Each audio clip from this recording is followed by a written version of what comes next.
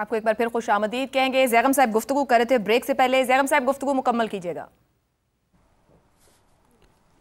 جی میں یہ عرض کر رہا تھا کہ بھارت پاکستان کو اشتعال دلا کر اپنی مرضی کا ریسپانس لینا چاہ رہا ہے اپنے ٹائم پر. ایسا نہیں ہوگا. یہ 2 دن 4 دن کی جنگ نہیں ہے. یہ 77 سال کی جنگ ہے جو شاید 77 سال بھی چلے گی. ہمیں معلوم ہے کہ کیسے ریسپانس دینا ہے اور کس ٹائم پر دینا ہے. تو یہ ریسپانس ہمارا ہوگا, ہماری مرضی کی جگہ پر ہوگا اور ہمارے ٹائم پر ہوگا. کسی کے اشتعال پر نہیں ہوگا.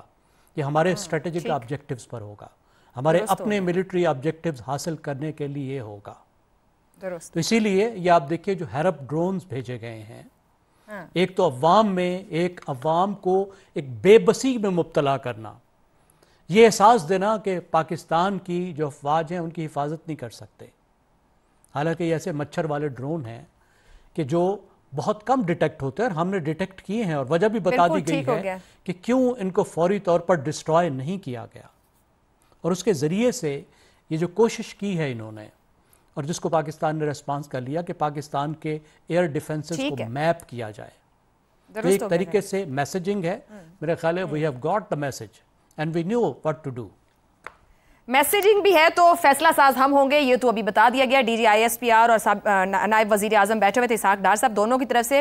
رضا رومی صاحب, مگر بھارت جو کر رہا ہے, جو زیغم صاحب بھی سوال اٹھا رہے تھے, ہمیں اکسا بھی رہا ہے, بار بار ہماری سرحدوں کی خلاف ورزی کر رہا ہے, کوئی بین الاقوامی قوانین ماننے کو تیار نہیں ہے, کوئی رولز اس کے اوپر نہیں آ رہے, دنیا سمجھا رہی ہے, اس کی پاور ایکسپوز ہو رہی ہے. 6 اور 7 کی رات شرمندگی اٹھا چکا ہے. آج جو سارا دن کیا وہ ایک مضحکہ خیز صورتحال بن گئی ہے. بھارت جو بیہیو کر رہا ہے کیسے اس کو دیکھا جائے؟ کیا ایک روگ سٹیٹ بن رہی ہے؟ کیا اسرائیل سے بورو کر رہا ہے اپنے کریکٹر کو؟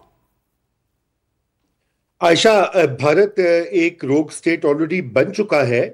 آپ یہ مت بھولیے کہ پاکستان تو ایک ترقی پذیر ملک ہے. بھارت نے امریکہ اور کینیڈا کے اندر بھی جا کے کارروائیاں کی ہیں.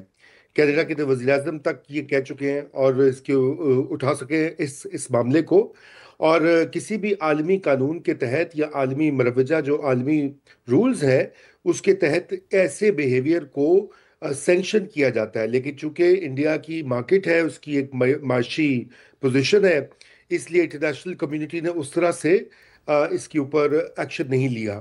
اور یہ جو جہاں تک پاکستان کا تعلق ہے, بالکل یہ تو اتفاق کی بات نہیں ہے کہ یہ جو ڈرون پاکستانیوں کو ہراساں کرنے کے لیے بھیجے گئے, ابھی وہ پریس کانفرنس میں بتا رہے تھے کہ یہ 25 سے بھی زیادہ 19 تھے کہ پتہ نہیں کتنے تھے, 29 یہ 29. تو یہ تو پلین ہراسمنٹ کا طریقہ ہے, جیسے زیغم کہہ رہے تھے کہ پاکستانیوں کو ڈرایا جائے, دھمکایا جائے, یہ بتایا جائے کہ آپ غیر محفوظ ہیں, ہم یہ کر سکتے ہیں, وہ کر سکتے ہیں. اور یہ اسرائیل کے بنے ہوئے ہیں مبینہ طور پر, اور یہ کوئی اتفاق کی بات نہیں ہے کیونکہ یہ حکمت عملی بھی وہیں سے ہندوستان نے اڈاپٹ کی ہے. آپ اگر دیکھیں تو ماضی میں ہندوستان کی حکومتوں کا ایک واضح اور پرنسپل سٹینس ہوتا تھا, لیکن یہ موجودہ جو سرکار ہے مودی کی, انہوں نے اس کو بھی بدل کے بالکل جا کے اسرائیل کے کیمپ میں اپنے آپ کو نتھی کر لیا ہے, اور وہی حربے آزما رہے ہیں وہ پاکستانیوں کے اوپر, اور وہی اسی طرح کی دھمکیاں, اسی طرح کی زبان جسے انگریزی میں جینوسائیڈل زبان کہا جاتا ہے, کہ پاکستانیوں کو اور پاکستان کو صفحہ ہستی سے مٹانے کا جو خواب وہ دیکھ رہے ہیں, یہ کہاں سے آ رہا ہے؟ یہ ساری کی ساری لینگویج وہاں کی ہے اسرائیل کی, اور اس لیے یہ بہت پریشان کن بات ہے.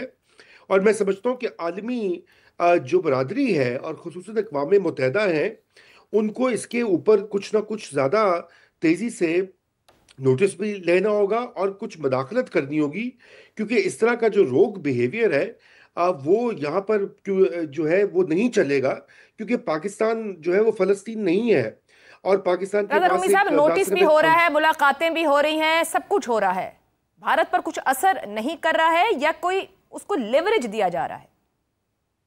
نہیں دیکھیں, لیوریج نہیں, اثر اس وقت ہوتا ہے جب کوئی باقاعدہ جسے کہنا چاہیے ایک سخت قسم کی سینکشن کا جو ہے وہ بات کی جائے یا اس کا تھریٹ دی جائے.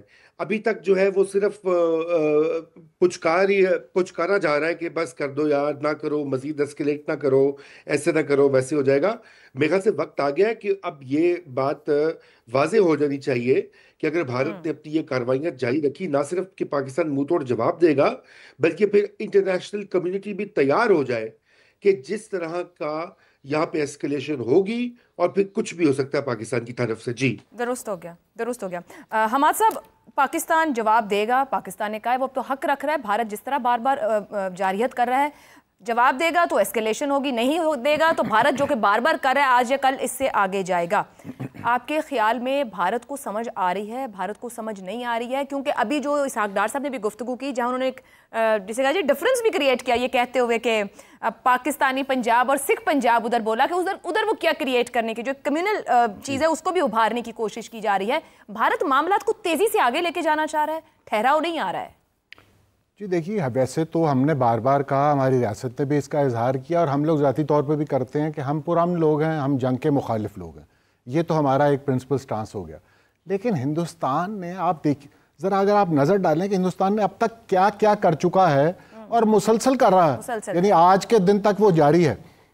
ایک آپ ملک پر حملہ کر دیتے ہیں ایک ایسے بہانے پر جس کا کوئی وجود نہیں ہے، جس کی کوئی ثبوت نہیں ہے. آپ سے ساری دنیا ثبوت مانگ رہی ہے، آپ کسی کو ثبوت پیش کرنے کے لیے تیار نہیں ہیں، اور آپ اشارہ کرتے ہیں کہ دیکھیں وہ پاکستان میں یہ ہوا تھا، وہاں پہ پہلے بھی آپ کرتے تھے، وہ ممبئی حملے ہو گئے تھے.